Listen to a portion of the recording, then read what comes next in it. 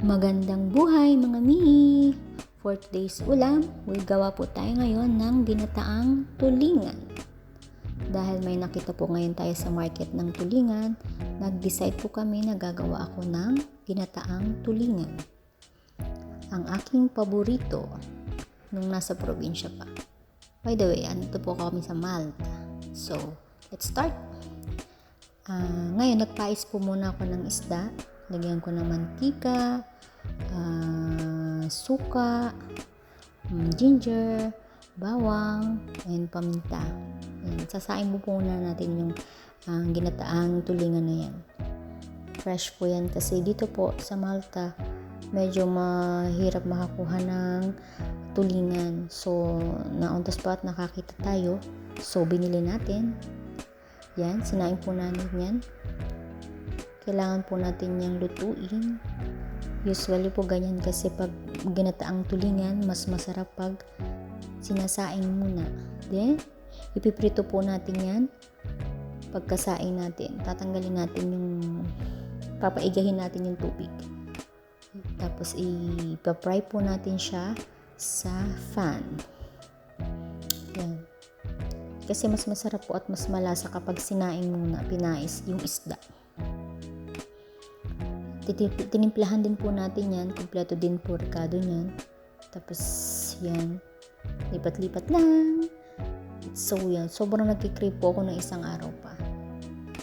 Pagkaprito po, kaso dito, mas masarap po kasi pag maraming kamatis.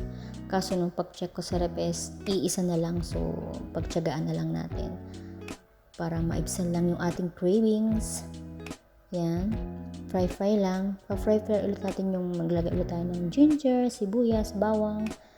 Para mas gigisa-gisa natin. Tinanggal na po natin yung yung istang pinirito. Yan, sama-sama na. Kasi naiyak si baby kaya hindi ko masyado mabidyo ni daddy. Yan. Sote-sote lang po tayo.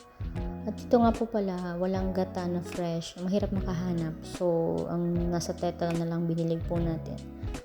Kasi wala naman tayo ditong kayuran. Or katulad sa palengke na makakabili ka na ng yan, tetra na lang po yan. Yan, mekos-mekos.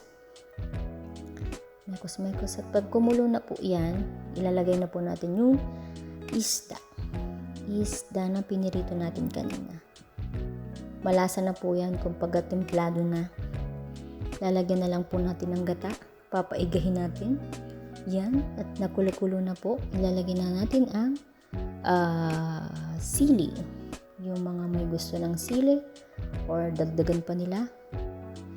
Tapos yan po. Wala po kasi kititong hindi ako nakabili ng talong.